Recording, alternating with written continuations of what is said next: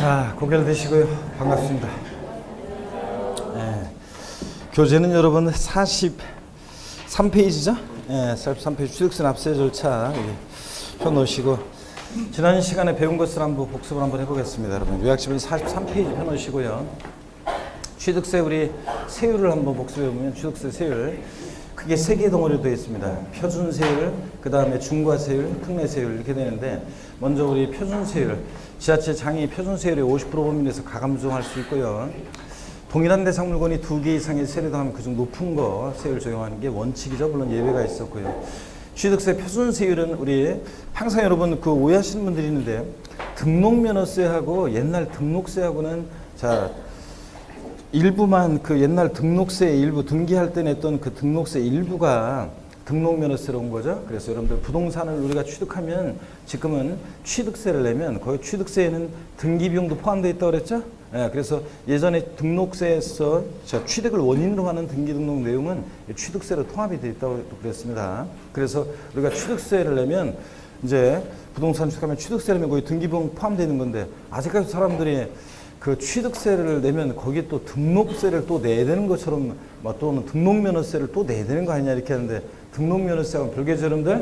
그래서 등록면허세는 우리가 재산권 기타 권리의 설정, 변경, 소멸에 관한 사항. 그러니까 우리가 이따가 보겠지만 등록면허세는 우리가 무슨 저당권 설정 등기하거나 전세권 설정 등기하거나 무슨 말소 등기하거나 토지 지목 변경 등기하거나 뭐 등등 이런 말소 등기 변경 등기 같은 거 하거나 등등 그럴 때 우리가 등록면허세를 내는 거고 부동산 취득했을 때는 취득세 내고 그 다음에 그 부가세로서 농특세나 지방교육세 이런 것들을 함께 냅니다. 그래서 취득세를 내는 거지 그 등록세는 없어졌다는 거 우리.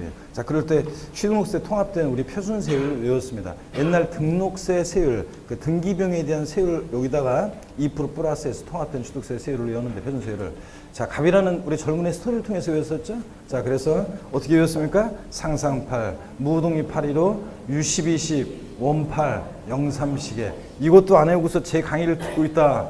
이런 말이 안 돼 여러분들. 자 그랬을 때 상속으로 농지를 취득했다 그러면 상3 1.3%고 농지 이외 부동산을 상속을 취득하면 상38 2.8%고요. 상속을 제외한 증여 같은 무상 취득의 경우는 어떻게 배웠어요? 무독립 815. 그래서 자 무상 취득은 비영리 사업자가 증여나 기부받았다. 무독립 8 2.8%고 일반인이 증여나 기부를 취득했다. 무독립 8 1호 1.5%에다가 2% 플러스해서 3.5%가 됩니다. 여러분이 증여받아 취득했다 3.5% 취득세 내는 거고 그 다음에 유상승계 취득이요.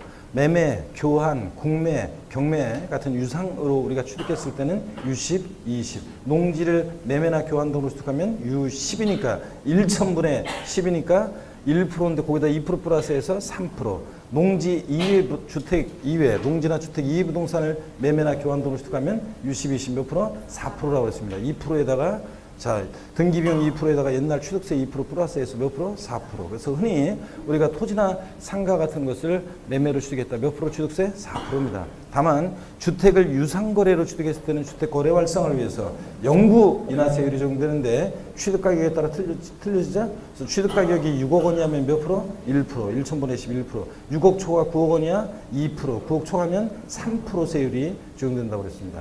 그 다음에 또 여러분이요. 우리가 요걸 또 2016년 개정세법 요거 하나 있는데 요걸 또 주의해야 되는 게 뭐냐면 자 주택을 신축하거나 증축한 이후에요.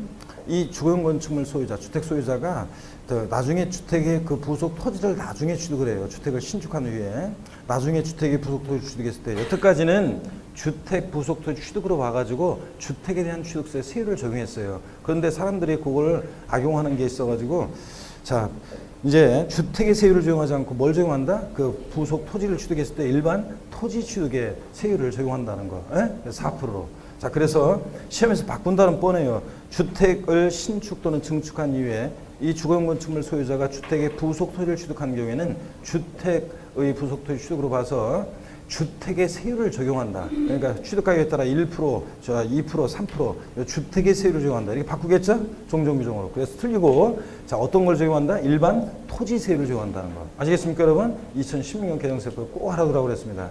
그 다음에 원시 취득 원팔 2.8%죠. 건축물을 신축하거나 메리칸 측에서 토지를 취득하거나 메리칸 쪽으로 물론 농지를 취득했을 때는 이게 이제 0.8%예요 원래 2.8%가 아니라. 그래서 그냥 일반적으로 우리가 메리칸 쪽으로 토를 취득하거나 건축물을 신축했을 때 취득세 세율은 원시 취득이니까 뭐 원팔 2.8% 세율이 정도입니다. 그 다음에 우리 공유합의 총임을 분할로 인한 취득은 0.3시계 2.3%고요. 근데 공유물 분할로 인한 취득이요. 등기부등본상 본인 지분을 초과하지 않았다. 그러면 공유물 분할로 인한 취득은 몇 프로 세율이 적용되냐고 물어보면 자, 몇 프로? 그러니까 표준 세율은 0.3시계 2.3%인데 공유물 분할로 인한 취득 등기부등본상 본인 지분을 초과하지 않았을 때. 근데 몇 프로 세율이 적용되냐고 물어보면 공유물 분할로 인한 취득은 특례세율 정도죠. 표준세율에서 중과 기준세율을 뺀 특례세율을 적용하니까 2.3%에서 중과 기준세율 2%잖아 이거. 빼니까 몇 프로? 0.3%. 그래서 공유물 분할로 인한 취득 표준세율이 몇 프로냐고 물어보면 2.3%인데 0.3시계. 몇 프로 세율이 적용되냐고 물어보면 0.3%가 적용됩니다. 특례세율 정도이기 때문에 이런 것들 주의하라고 그랬습니다. 그 다음에 이렇게 해서 우리 다시 한번요. 취득세 표준세율 어떻게 외웠다? 상산팔, 무동립 8.15, 유십20, 원팔, 0.3시계 이거고요. 또 주택에 대한 연구인하세율 1%, 2%, 3% 가격에 따라 정확히 알아두셔야 되고 또 주택 신축 증축한 이후에 주택의 부속 토지를 취득했을 때 주택의 세율을 적용하지 않고 그 부속 토지는 일반 토지 세율을 적용한다는 거 반드시 알아둡니다. 자, 그 다음에 취득세 중과세율입니다. 취득세 중과세율은 또 역시 세 개 덩어리로 나눠지죠. 사치성 재산에 대한 중과세, 과밀옥적물의 중과세, 대도시의 중과세로. 그죠? 그럴 때 사치성산을 취득했을 때 취득세는 어떻게 중과세한다? 표준세율과 중과기준세율 몇 배? 4배, 100분의 400, 4배 합한 세율로 중과세합니다. 그래서 어떤 게 사치성산이냐? 그러면 별장, 고급락장, 골프장, 고급 선박, 고급 주택입니다. 이 5가지 다 슬쩍 헷갈리게 집어넣는 게 고급 승용차나 고급 항공기 사치성산 아니에요. 골프 연습장, 골프 회원권은 사치성산이 아닙니다, 여러분. 그래서 이런 거 주의하시고 또 골프장은 다만 회원제로 운영되는 골프장이어야 되고 간이 골프장이나 퍼블릭 골프장, 대중 골프장은 아니고요. 골프장은 신설 증설할 때 산을 아작을 내고 농약 범벅 칠 때 그래서 신설 증설할 때는 환경오염제 등이 심각하니까 중과세를 하는데 승계 취득은 이미 한번 버린 몸, 이판사판 어쩔 수 없다. 중과세하지 않는다는 거 이런 것도 알아두시고 그 다음에 근데 골프장만 승계 취득을 구조조정 쉽도록 하기 위해서 중과세하지 않는 거지 다른 애들 별장, 고락장 등 나머지 사치성산은 원시 취득했든 승계 취득했든 불문하고 승계 취득이든 원시 취득이든 불문하고 중과세를 합니다, 여러분. 자, 그거 주의하시고 그 다음에 사치성산 이렇게 해서 봤고 특히 사치성산에서 고급택은 여러분요. 일정한 요건을 갖춘 고급택은 사치성산인데 어디서만 중과세? 취득할 때 취득세에서만 고급택은 중과세라는 거지 등록면허세는 애초에 사치성산에 대한 중과세 규정 자체가 없고 그 다음에 재산세라든가 이런 데서 고급택이라고 그래가지고 고율의 세율을 적용한다. 틀리다 그랬죠? 일반 주택과 똑같이 초과도준세를 적용하고 그러다 보니까 고급택은 종부세 대상이 된다 그랬습니다. 별장 같은 것은 취득세에서 역시 고급택 마무리를 줘야 되겠네요. 고급택 그럴 때 요건이 우리가 한번 요건을 살펴봤는데 달달달 뭐 외울 것까지는 아니라고 그랬습니다. 그냥 한번 살펴봤는데 고급택의 가액 요건이 결합을 하는데 고급택 그 가액 요건은 취득 당시 시가 표준액이 얼마? 6억 원 초과하는 주택이 고급택입니다. 근데 단독주택과 공동주택으로 고급택 요건이 달라지는데 다 가액 요건과 결합하는데 안 하는 애들이 있어요. 어떤 거? 단독주택, 1구의 건축물, 공동주택 제외하고 단독주택인데 에스컬레이터가 설치되어 있거나 67제곱미터 이상의 수영장 설치되어 있는 자 단독주택은 무조건 면적 가액 기준 관계없이 고급택이 된다고 그랬습니다. 그렇죠 여러분들? 에스컬레이터가 설치되어 있으면서 주택의 취득 당시 시가 순액이 6억 원을 초과하는 주택에 한해서 고급택이 된다. 이러면 틀려요. 설치만 되어 있으면 고급택입니다. 제가 물어봤잖아요. 지난주에. 에스컬레이터 설치되어 있는 단독주택에 살고 계신 분. 67제곱미터 이상, 이건 꼭 좀 알려달라고 했는데도 없네. 67제곱미터 이상 수영장 딸린 단독주택에 살고 계신 분. 제 여태까지 강의 역사상 어떻게 된 게 우리나라가 왜 이러냔 말이지. 온라인, 오프라인 수강생 중에 10몇 년을 14년 동안 물어봤는데 한 명도 없단 말이지. 있는데, 그런데 살고 있는데도 일부러 내가 찾아갈까봐 안 알려줄, 손 안 들은 건가? 어떻게 보면 한 명도 없었죠. 그러니까 에스컬레이터하고 수영장은 가액 기준과 결합하지 않고 설치만 돼 있으면 뭐가 된다? 고주택이 되고 이런 것들. 엘리베이터는 다만 설치돼 있으면서 주택의 취득당 시가총액이 얼마? 6억 원을 초과할 때 고주택이 된다고 그랬어요. 엘리베이터는 몸이 불편하신 분들이 시골에 그 요양 갔을 때를 생각하시면 됩니다. 자, 그 다음에 또 과밀력 적응력과 관련한 중과세요. 과밀력 적응력 내에서 물론 이런 것도 제가 보니까 모의고사에 이번에 이런 것도 했는데, 자, 우리 이런 거예요. 그 주택을 임차인이 임차해서 주택을 별장으로 사용하면 중과세 한다 안 한다? 소유자 이외자가 별장으로 사용한다? 그럴 때 중과세 해야 안 해요? 중과세 한다고 그랬습니다. 아이고, 임차인이 내 주택을 임차해서 별장으로 사용한다? 중과세 합니다, 여러분들. 내 상가에 어떤 사람, 임차인이 고부락장, 룸사롱 단란을 좀 차렸다? 중과세 합니다. 예, 근데 다만, 그러니까 임대료 산정할 때 그걸 잘 제대로 받아야지 그러니까 그런 걸로. 그래서 소유자의 직접 사용 여부와는 관계가 없습니다. 임차인이 별장으로 사용하거나 고부락장으로 사용하면 중과세 합니다, 여러분. 상관없어요. 이거 틀릴 뻔했구만, 여러분들 또. 진짜. 제가 전국 모의고사를 이번 달 6월달 새로운 거 출제했는데, 술 한잔 먹고 문제를 새벽에 하다 보니까 했죠. 강의 끝나고 와가지고 술 한잔 먹고서 문제를 출제하다 보니까 중급 난이도로 출제하라고 했었는데, 문제를 이렇게 다 출제해서 보내려고 하면서 다 한번 답이 이상이 없는지 한번 대충 훑어보면서 비몽사몽에 훑어보니까 한 8개 맞으면 잘 맞을 것 같더라고요. 그래서 저 지문을 한두 개를 이렇게 좀 답을 좀 고르기 쉽도록 좀 바꿨어요. 그랬는데도 문제 틀 자체가 박스형 문제가 많고 그래가지고 딱 보니까 진짜 이거 좀 잘 안 나올 것 같더라고요. 그래가지고 이걸 좀 수정을 해야 되는데 시간이 없고, 문제는 제가 모의고사를 다른 분들 다 보냈는데 내가 제일 늦게 보냈지. 그래서 지난번에 컨디션 좀 다운돼가지고 좀 일을 좀 안 하는 바람에 계속 원고가 다른 것도 다 밀리고 그래가지고 요번에 할 수 없이 시간은 없고 오늘 무조건 보내야 되는데, 그런데 수정을 못 하겠고, 그래서 딱 보니까 난이도가 중상이다. 중상 난이도가 좀 높아. 근데 어쩔 수 없이 2판 4판 그냥 이런 문제도 보고 그냥 보내버렸습니다. 근데 모의고사 원래 그런 거예요, 여러분들. 그러니까 점수에 신경 쓰면 된다 안 된다? 안 되고, 문제 나온 것들을 다시 공부하는 의미로 문제를 보시면 되고, 시간 내 풀고 이렇게 하시면 됩니다. 그래서 항상 제가 모의고사에 실망하셔가지고 여러분들 할 필요가 없어요. 출제하는 사람마다 난이도가 질풍날쭉이고, 술 한잔 먹고 출제하느냐, 맨정신 출제하느냐에 따라 또 저 같은 경우 또 달라지고 이렇게 여러 가지 그런 게 있습니다. 그러니까 신경 쓰지 마시고요, 여러분들. 자, 그 다음에 또 그 다음에 우리 취득세, 그래서 살성산에 대한 거 하여튼 이런 것들 주의하시고, 그 다음에 여러분 보세요. 과밀력 적응력과 관련한 중과세가 있었죠. 과밀력 적응력 내에서 법인의 본점 또는 주사무소, 지점이나 분사무소 아니에요. 인구 유입에 큰 영향 없다고 해서 본점이나 주사무소 사업용 부동산 취득하거나, 또 과밀력 적응력 내에서 공장 신설 증설하면서 일정한 사업용 과세 물건 취득할 때 취득세를 중과세하는데, 과밀력 적응력 중과세 나왔다. 어떻게 중과세합니까? 표준세율과 중과균세율 몇 배? 2배 합한 세율로 중과세하는데, 그때 과밀력 적응력 공장 신증설은 비도시형 공장을 신설 증설할 때 중과세하는 거지, 도시형 내 꼭 필요한 도시형 공장을 중과세할 때는 중과세하지 않는다고 그랬습니다. 또 그 다음에 과밀력 적응력이라고 해도 산업단지, 유치지역, 공업지역 이런 데는 중과세 한다 안 한다? 안 한다고 그랬습니다. 여러분들 이런 것들 기억하시고, 일정한 사업용 과세 물건을 취득할 때 중과세 하는데, 정확히는 아직 모르셔도 돼요. 토지나 공장 신증설하면서 취득하는 공장용 건축물과 부속토지, 공장 신증설로부터 5년 내 취득하는 차량기, 장비 이런 걸 취득할 때 중과세를 합니다.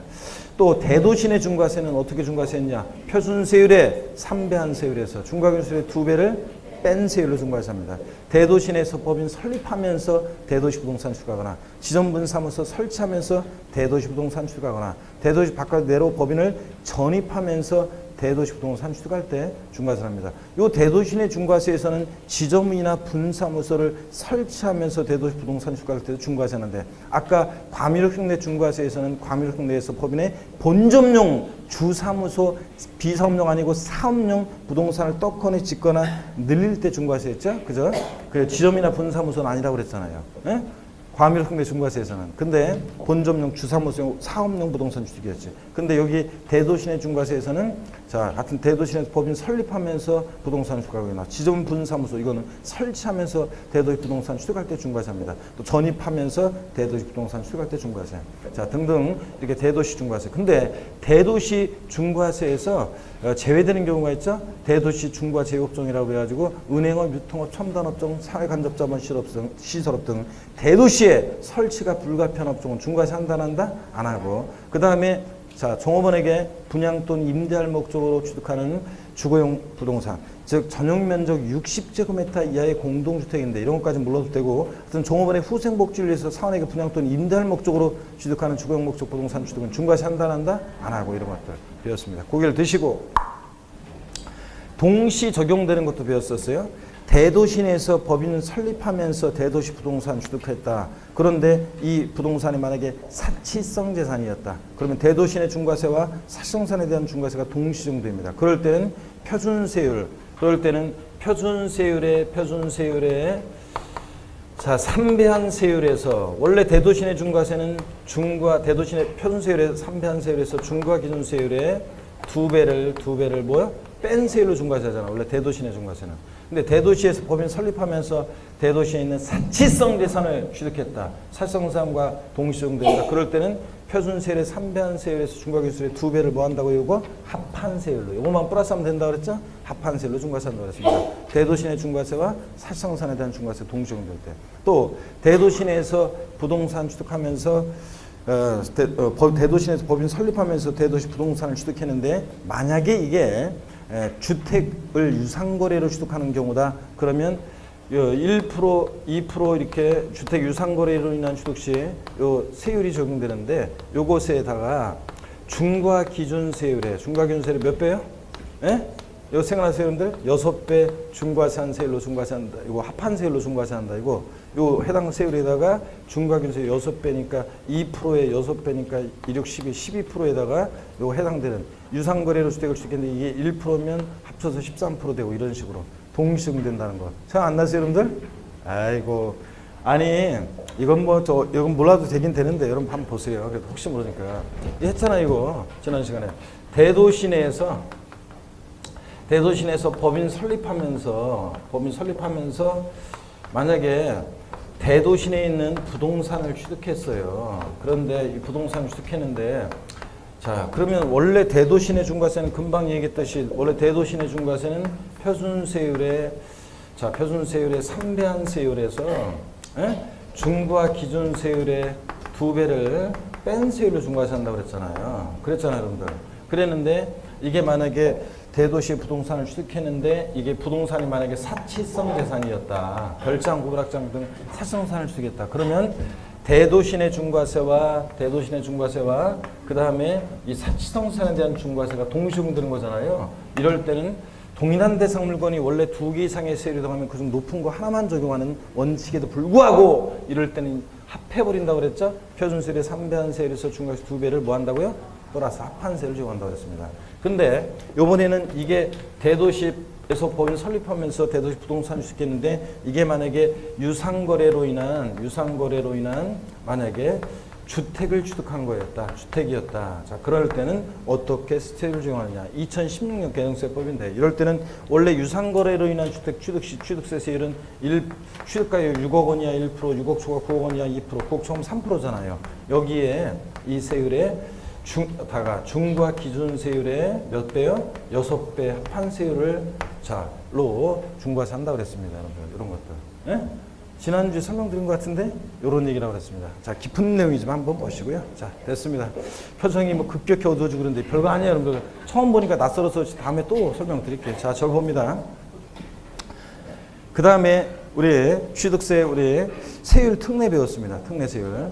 먼저 표준세율에서 중과기준세율을 뺀 세율이 적용되는 특례예요. 표준세율, 취득록세 통합된 이 표준세율에서 옛날에 취득세 과세되지 형식적 취득으로 과세되지 않았기 때문에 2%를 빼. 그래가지고 등기비용만 받는 경우죠. 그래서 어떤 게 있었냐? 판매 등기를 병행하는 매매로 환매권 행사하는 경우. 예? 자, 요거 갔다가 다시 왔다 왔다가 다시 갔다. 별로 안 친한 친구가 돈 빌려 왔을 때 얘기를 했어요. 그랬을 때 이거 표준세율에서 중과기준세율 뺀 특례세율. 그 다음에 어린 시절부터 우리 집, 지금도 우리 집. 어린 시절부터 우리 논밭, 지금도 우리 논밭. 아버지! 이거 있잖아요. 제가 월요일 날 있죠? 아산에서 강의하면서, 제가 이렇게 그 스토리 있잖아요. 어린 시절부터 우리 논밭, 지금도 우리 논밭, 그 리출신 물어보고 쫙 이거 얘기를 하는데, 그날, 거기서는 제가 저희 부모님 고향 얘기까지 해드리면서 좀 얘기를 좀 길게 했거든요. 그리고서 맨 마지막에 아버지! 그러는데 있죠? 어떤 여성 수강생 한 명이 눈물이 뚝 떨어지더라고요. 내가 보니까 친정아버지가 갑자기 생각났나 봐. 그죠? 친정아버지가 갑자기 생각나가지고 그냥 눈물이 뚝 떨어지더라고. 당황했네. 강의하면서 또.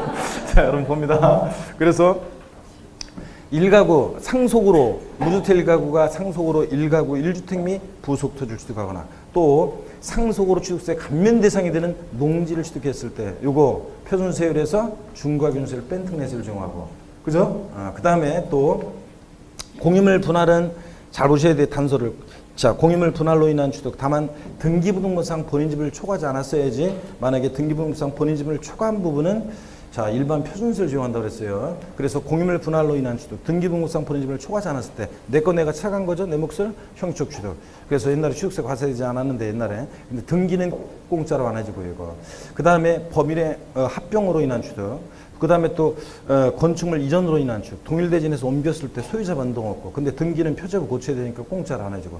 자, 건축물 이전으로 인한 취득도 표준세율에서 중과균세를 뺀 특례세율입니다. 다만 이전한 건축물의 가액이 종전건축물의 가액을 초과하지 않았어야지 1억이었는데 1억 3천이 됐다. 종전건축물의 가액을 초과하는 부분은 일반 표준세율을 적용합니다. 아셨죠, 여러분? 그 다음에 이혼할 때 제3분할로 인한 취득. 내 거 내가 찾아갔죠? 형적 취득으로. 근데 등기는 남편의 내면을 공짜로 안 해주니까 이렇게 형적 취득에 대한 거. 등기비용만 받는 거죠? 표준세율에서 중과기준세를 뺀 특례세율이 적용됩니다. 6가지를 기억하시고 또 중과기준세율이 적용되는 특례는 여러 가지가 있었지만 그 중에서 6가지만 기억하면 된다고 그랬어요.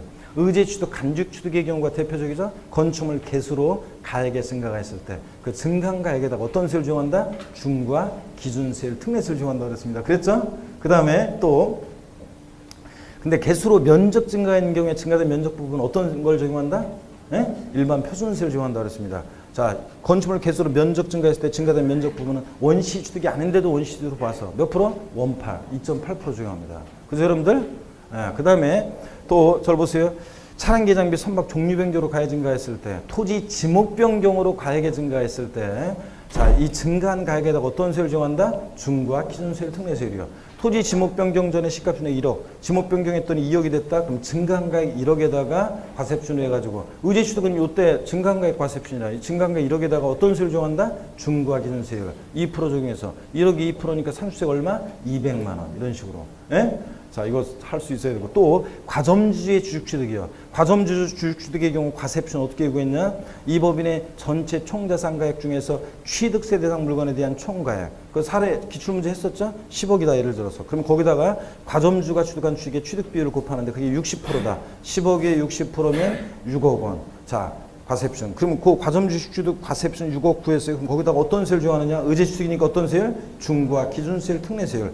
6억에 2%니까 260, 1200만 원 이런 식으로 세액 매산합니다. 하여튼 의제취득, 간주취득의 경우 이런 경우 자 중과기준세 특례세율이고 또 지목이 묘진 토지를 취득하거나 골프 연습장 나왔다 레저시설, 레저시설 나왔다 골프 연습장 같은 이런 시설물 취득했을 때 중과기준세 특례세율. 전속기간 1년 이내 임시건축물 취득은 비과세하는데 전속기간 1년을 초과하면 어떻게 한다? 과세합니다. 어떤 세율을 과세한다? 중과 기준세율 특례세율로. 이렇게 해서 요 정도 딱 알고 계시면 답 고르는 데 시장이 없다고 그랬습니다. 이런 것들을 우리가 배웠어요. 자, 43페이지 오늘 16번 테마 주식세 납세 절차는 별표시를 3개 합니다. 여러분 별표시 3개 하시고 별표시 3개 하시고 한번 보겠습니다. 주식세 납세 절차. 납세지를 보시면 주식세 납세지 지방세니까 당연히 납세지는 어디로 갑니까? 물건 소재지입니다. 그래서 부동산을 취득할 때 부동산 소재지지 뭐 부동산 취득자의 주소지다 이러면 틀려 여러분들. 자, 그래서 주의하시고 그 다음에 2번 골프, 승마, 콘도, 종합주택시설, 요트형권 같은 회원권은 그 시설 소재지로 가야죠. 예, 그래서 골프장 소재지, 골프형권. 요트형권 취득하면 요트 보관소 소재지. 이렇게 애들 시설 소재지를 납세지로 합니다. 동그라미 3번. 다만 위에 납세지가 분명하지 않다 그러면 취득 물건 소재지를 그 납세지로 합니다. 동그라미 4번 봅니다. 같은 취득 물건이 둘 이상의 지하철에 걸쳐 있는 경우에 법령으로 정하는 바에 따라 소재지별로 안 분한다 그랬는데 한 곳에 몰빵하지 않고 어떻게 안 분하느냐 화살표 보세요. 같은 취득 물건이 둘 이상의 시군에 걸쳐 있는 경우에 각 시군에 납부할 취득세를 산출할 때 그 과세표준은 취득 당시 가액을 취득 물건 소재지별 시가 편액 비율로 나눠 계산한다 그랬습니다. 면적 비율이 아니라고 그랬죠? 자, 어떤 얘기냐 이런 얘기라고 그랬습니다. 여기 보세요 여러분들. 어떤 얘기냐. 자, 서울 지난 순환에 다 설명드린 거예요. 요 어떤 토지를 취득하는데 이 토지가 서울특별시 만약에 송파구에 자 위치해 있고 이쪽 토지 부분은 경기도 성남시에 만약에 위치해 있습니다. 그랬을 때 이 토지를 같은 취득 물건이 2개 이상의 지자체에 걸쳐 있을 때 이 취득하는 토지 가격이 1억이었어요.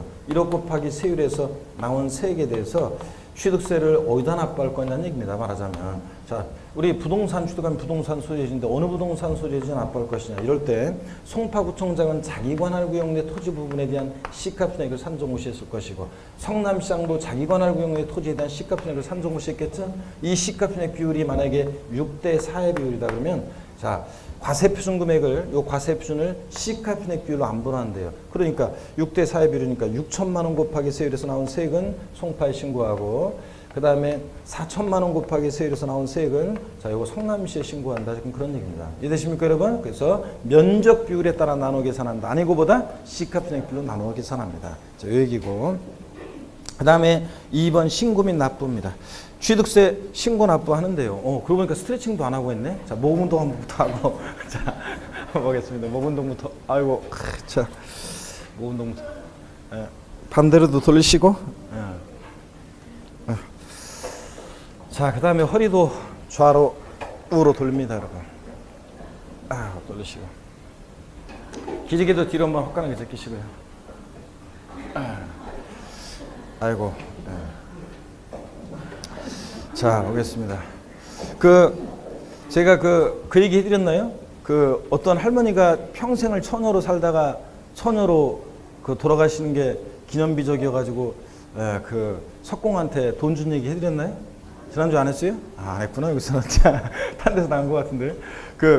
어떤 할머니가 평생을 처녀로 살다가요, 처녀로 이제 돌아가시게 됐죠.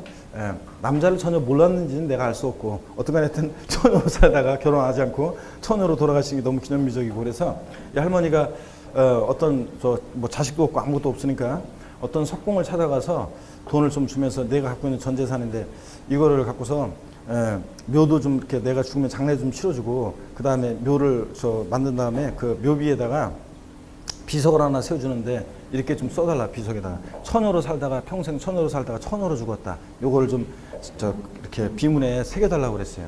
그래서 할머니가 돌아가시고 나서 이 석공이 그 장례를 치러드리고요. 그다음에 묘를 이렇게 쓰고 그다음에 그 비석에다가 이제 글자를 파는 데 있죠. 원래 그 석공들은요 글자 수대로 돈을 받는 거예요. 근데 이 할머니가 주신 돈으로는 처녀로 평생 살다가 처녀로 죽었다. 이 말을 다 쓰기에는 돈이 오바돼요. 이 할머니 주신 돈 갖고는 쓸 수가 없어요. 원래 글자 수대로 파는 건데 그렇다고 해서 할머니 소원을 안 들어드릴 수는 없잖아요. 그래서 머리를 써가지고요. 자 보세요. 처녀로 살다가 처녀로 죽었다. 5글자 돈 받은 대로 딱 보니까 5글자밖에 쓸 수가 없어요. 그래서 5글자로 압축해서 묘비에다가 딱 써줬습니다. 뭐라고 썼어요? 에? 처녀로 살다가 처녀로 죽었다. 5글자로 압축해서 뭐라고? 미, 개, 봉, 반납 이렇게 써놓고 그러시는데 여러분 자 한번 보겠습니다. 43페이지 본격적으로 한번 보겠습니다. 자, 별로 뭐 웃지 않은 것 같은데 제가 진짜로 웃긴 얘기 하나가 있는데 이거는 다음에 하겠습니다. 다음에 자 뭡니다. 43페이지 최근에 얘기 다른 데서 뭐 하는 게 하나 한 게 있는데 반응이 좋더라고요. 자 43페이지 다음에 한번 보겠습니다. 43페이지 보니까 신고 납부요. 이제 본격적으로 한번 봅니다. 취득세 납세 절차. 별표 3개는 했죠? 예, 시험에 무조건 나오는 거고. 신고 납부. 일반적인 경우 취득세는 납세문자가 세금 계산해서 과세 주체에게 신고 납부하는데 언제까지 신고 납부하느냐? 취득일로도 며칠이요? 60일 내 신고 납부합니다. 증여로 취득했을 때도 요거 60일 내 신고 납부합니다. 주의하셔야죠. 증여 계약일로부터 며칠? 60일 내 신고 납부하고. 니은번 주의하셔야 돼요. 국토의 계획 및 이유연한 법률 규정에 따른 토지 거래 계약에 관한 허가 구역 안에 있는 토지를 취득하는 경우로서 토지 거래 계약에 관한 허가를 받기 전에 거래대금을 완납한 경우에 그 허가일이나 또는 허가구역의 지정에 해제가 있었으면 해제일, 축소일이 있었으면 축소일로부터 며칠이요? 60일 내 신고 납부합니다. 이건 언제부터 이게 포인트예요. 여러분 보세요. 언제부터가 포인트인데 이것도 시험에 몇 년 전에 신설이 돼가지고 몇 년 전에 나올 것 같은데 아직 안 나오고 있으니까 잘 보셔야 됩니다. 토지거래 허가구역 내 거래인데 허가일 전에 토지거래 허가구역 내에서 허가받기 전에 허가일 전에 만약에 대금이 완납이 됐다. 자, 그러면 취득세는 언제부터 취득세를 신고 납부하느냐 이게 포인트인데요. 자, 허가일로부터 며칠이요? 60일 이내에 취득세를 신고 납부합니다. 언제부터가 포인트예요. 그래서 이게 취득세 신고 납부기 하는데 토지거래 허가구역 내 허가 전에 대금 완납됐을 때 이 토지를 취득했을 때 신고 납부기 하는. 근데 시험에서는 어떻게 바꾸냐? 양도소득세 토지거래 허가구역 내 거래에서 허가 전에 대금 청산됐을 때 양도세 예정 신고 납부기 하는 허가일이 속하는 달의 말일로부터 몇 개월이요? 2개월 내 신고 납부했습니다. 요거하고 헷갈리라고 바꿔낼 수 있어요. 양도세 토지거래 허가구역 내 거래에서 예정 신고 납부기 한과 구별을 하시고 또 시험에서 자 이런 경우에 대금 완납일로부터 60일 내 신고 납부한다. 뭐 이런 식으로 바꿀 수 있어요. 뭐 취득일을 원래 취득시기 대금 청산일, 대금 잔금 지급일 취득시로 하니까 취득일로부터 60일 내 하여튼 아닙니다. 대금 완납일로부터 아니고 허가일로부터 며칠? 60일 내 신고 납부. 바꿀 수 있는 건 제가 다 말씀드렸네요. 토지거래 허가구역 내 거래 허가 전에 대금이 완납됐을 때 취득세는 언제까지 신고 납부하느냐? 허가 받았을 때는 허가일로부터 며칠? 60일 내 신고 납부합니다. 양가로 2번 봅니다. 상속에 의한 경우. 동그라미 1번 상속에 의한 취득이요. 이것도 언제부터 언제까지 정확히 알아둬야 되는데 상속 개시일이 속하는 달에 말일로부터 몇 개월? 6개월입니다. 상속 개시일로부터 6개월 아닙니다. 상속 개시 속한 달에 말일로부터 6개월이요. 그래서 만약에 16년 3월 10일 날 상속이 개시됐다. 2016년 3월 10일 날 상속이 개시됐다 그러면 상속으로 취득한 자산은 상속인이 국내 주소를 두고 있을 때 상속 개시일로부터 6개월 9월 10일 이거 아니라고 그랬습니다. 아니고 상속 개시 속한 달에 말일로부터 자 6개월이니까 9월 30일 이게 신고기한이라고 그랬습니다. 정확히 여러분들이 알고 계셔야 되겠습니다. 자, 그 다음에 외국에 주소를 뒀다 상속인이 그럼 부고 듣고 시간 걸리니까 몇 개월이요? 9개월 내 시간 좀 더 줍니다. 동그라미 2번 유증과 사인증에 의한 취득은 참고적으로요. 얘네들은 증여자가 사망에만 증여 효력이 발생하니까 상속과 같이 취급해서 6개월 내 신고 납부하고요. 양가로 3번 주의하셔야 합니다. 작년에도 시험에 오렌지번호 나왔었지만 위 지금까지 신고 납부기한 양가로 1과 2에 신고 납부기한 이내라도 재산권과 그 밖의 권리 취득 이전에 관한 사항을 공부에 등기하거나 등록하는 경우에 언제까지요? 등기 등록하기 전까지 취득세를 신고 납부해야 합니다. 등기 등록하기 전까지라는 것은 등기 등록관서에 접수하는 날까지를 말합니다. 여러분 우리 지금 취득세는 계속 제가 말씀드리지만 옛날 2010년도까지 취득세와 등기했을 때 냈던 등록세가 통합된 거라고 그랬습니다. 그래서 우리가 지금 취득세를 내면 거기에 등기비용 다 포함되는 거지 따로 무슨 등록세를 내야 되는 건 아닙니다, 여러분들.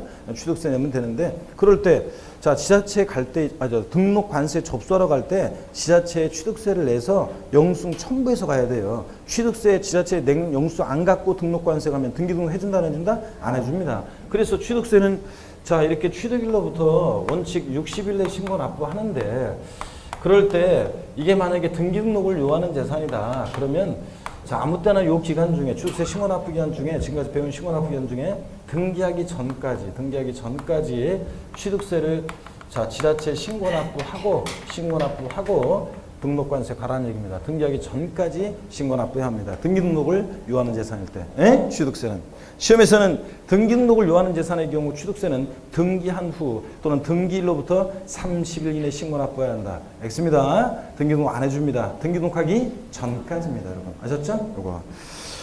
그 다음에 44페이지 보겠습니다. 3번 추가 신고 납부기 하는데 보니까요. 양가를 1번 취득세 과세 물건을 취득한 후에 당해 과세 물건이 중과세율 종 대상이 된 때는 그러니까 처음엔 취득 당시에는 표준세율 대상에서 표준세율로 세금 계산했어요. 근데 이게 나중에 중과 대상이 됐어요. 그러면 중과세율 중에서 그 중과세율을 적용하게 되는데 이런 때는 하여튼 법령이 정하는 날부터 며칠이요? 30일 이내 60일이 아니고 30일 이내에 자 중과세율 중에서 산출한 세액에서 이미 납부한 세액이요. 가산세는 제외한 금액을요. 자, 포함으로 바꿔서 시험에 나온 적이 있습니다. 이미 납부한 세금 공제해줘야 되잖아요. 그럴 때 공제한 금액 공제해줄 때 가산세 제한 금액을 공제한 금액을 세고로 해서 보통 징수해야 한다 아니고 기산점만 달라진 거죠. 신고 납부해야 합니다. 양가로 2번 똑같은 구조로 지방세법 또는 다른 법령에서 취득세를 처음에는 비과세 과세 면적 경감받았어요. 그랬다가 나중에 이게 과세 물건이 취득세 부과 대상 추용 대상이 된 때는 그 사유 발생일로부터 며칠이야? 30일 이내 역시 60일 아니고 당해 과세편의 당해 세율을 중에서 산출한세 경감받은 게 있을 때는 자 이미 납부한 세금을 좀 공제해 주는데 그럴 때 가산세 포함한 금액 제외한 금액 제외한 금액을 보통 징수한다 신고 납부한다 신고 납부합니다. 어려울 것 없네요. 취득세 추가 신고 납부면 취득하고 나서 중과 대상이 되거나 취득 후 과세 추용 대상이 되거나 그랬을 때는 그 중과성이 된 날 사유 발생일부터 며칠 내? 30일 이내. 이미 납부한 세금이 있으면 공제해 주는데 가산세는 포함한 금액 제외한 금액 제외한 금액을 보통 징수한다 신고 납부한다 신고 납부한다. 이 세 개의 포인트를 확인하시면 됩니다. 4번 위임 징수는 그냥 읽어보는 거예요. 취득세 과세 유치는 특광도인데 우리가 특별시청, 광역시청, 도청까지 가서 취득세를 신고서 제출하려면 너무 멀잖아요. 그러니까 직각관에서 분류를 하고 시장운수가 위임징수하고 있다는 얘기입니다. 읽어보시면 됩니다. 17번 테마 가산세 별표시 3개 합니다. 여러분. 징수방법 우리 순서를 한번 잘 보겠습니다. 원칙적으로 취득세는 취득일부터 60일 내 신고 납부합니다. 근데 앞서 문제 세금계산에서 이 신고 납부를 불성실하면 어떤 제재를 받고? 가산세. 가산세부터는 보세요. 납세문자가 신고 납부 안 했으니까 2차적으로 과세권자 다시 세금계산해서 가산세 합한 금액을 납세 고지서를 발부해서 징수합니다. 근데 그 고지서를 받고서 또 세금을 미납부했다. 어떤 제재를 받는다? 가산금이 정됩니다. 이렇게 원칙 취득세는 신고 납부하는데 가산세부터는 과세권자가 세금 다시 계산해서 납세 고지서를 발부해서 징수하니까 이런 징수 방법을 뭐라고 그랬어요? 보통징수. 그래서 취득세는 가산세부터는 예외적으로 보통징수 방법으로도 징수할 수 있다 그랬습니다. 자, 그 다음에 2번 일반 가산세 봅니다. 취득일로부터 60일이야. 신고기한 하루만 딱 지나도 신고기한 내 신고하지 않았으니까 신고불성실 가산세 의무 위반의 정도에 따라 40, 20, 10% 딱 깔아놓습니다. 부정무신고, 부정과소신고 40, 납부세액의 40%. 그 다음에 그런 말 없이 법정 신고기한 내 신고서에 지출하지 아니했다. 납부세액의 20%. 그 다음에 신고기한 내 신고서를 제출했는데 적게 신고했을 때는 과소 신고분세액이 몇 프로? 10% 깔아놓고 그 다음에 하루하루 지날 때마다 일일 얼마? 0.03% 즉 만분의 3율로 납부불성실 가산세 가산됩니다. 중과산세 봅니다. 3번 취득세는 중과산세 규정 있죠? 취득세 대상 물건을 취득 후 신고하지 않고 뭐까지 했을 때? 매각까지 했다. 자, 그러면 조세 포탈을 하고 아예 작정한 거죠? 취득 후 신고하지 않고 매각까지 하면. 그러니까 걸렸다 그러면 산출세액 몇 프로? 80% 중과산세가 정됩니다.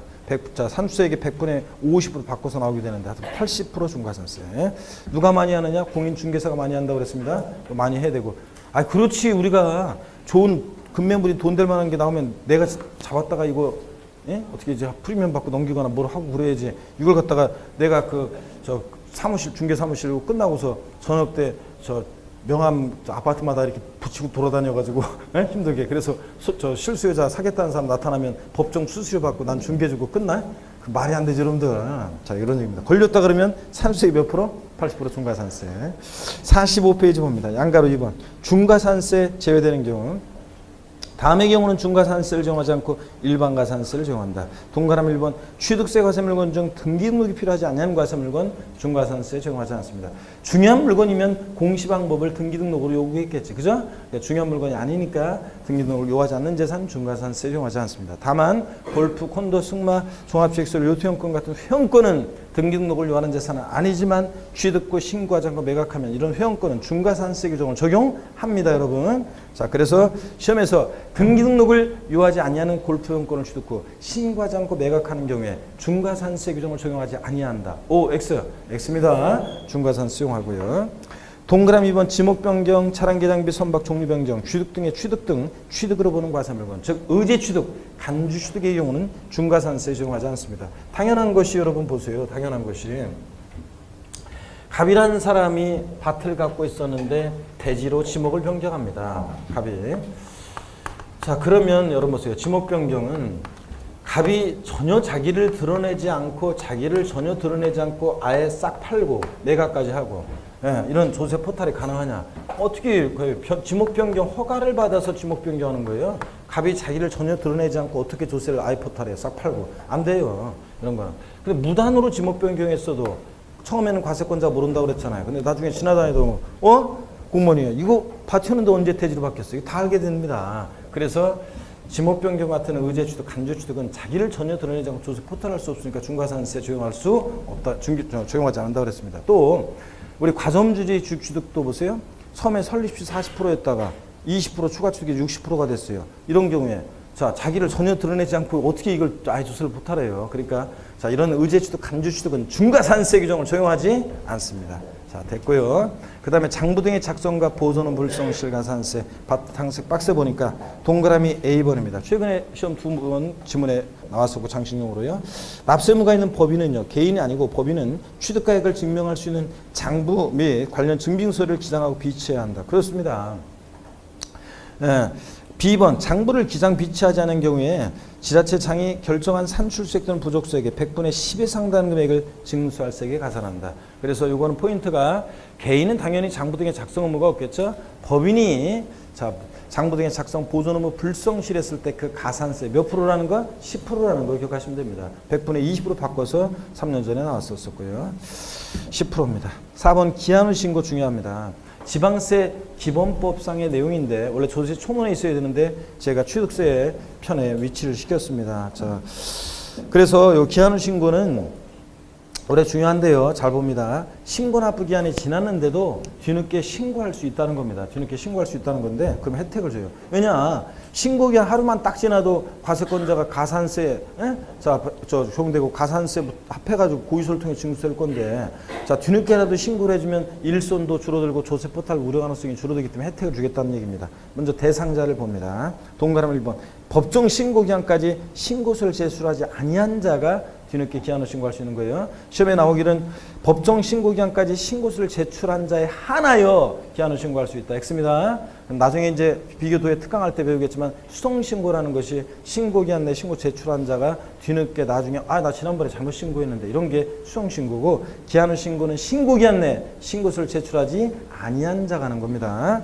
동그라미 2번 신고 납부 세목 중에서 납부할 세금자 또는 환급받을 세금자 모두 그랬는데 신고 납부하는 지방세는 다 기한 후 신고할 수 있어요. 국세에도 국세입원법상 이런 기한 후 신고 제도가 있고요. 자 그런데 시험에서는 취득세는 기한 후 신고 허용되지만 등록면허세는 기한 후 신고할 수 없다. 이러면 틀립니다, 여러분. 다 신고 납부하는 세금은 다 기한 후 신고할 수 있고요. 신고 기한 언제까지 기한 후 신고할 수 있느냐? 지자체장이 지방세법에 따라 그 지방세 과세금과 세액, 가산세 포함한 금액을 결정하여 통지하기 전까지 할 수 있습니다. 고의서 날라오기 전까지 우리가 기한 후 신고할 수 있습니다. 고의서 받아버리면 안 돼요. 그럼 다들 이거 고의서 받고 나서 오늘 나 기한 후 신고하려고 했다고 다 그럴 거 아니에요.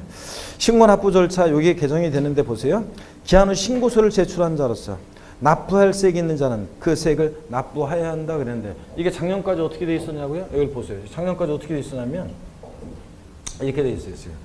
자, 거기에 기한 후 신고서를 제출한 자로서 납부할 세액이 있는 자는 그 세액을 그 세액을 다음에 말하자면 이런 식으로 돼 있었어요. 그 세액을 다음에 그 세액을 기한 후 신고와 동시에 납부해야 한다. 이런 식으로 돼 있었습니다. 납부할 세액 있는 자는 기한 후 신고 혜택을 받으려면 작년까지는 기한 후 신고와 동시에 그 세액을 납부해야만 기한 후 신고 혜택을 받을 수 있었어요. 근데 올해 개정이 됐습니다. 요거 삭제됐습니다. 동시에.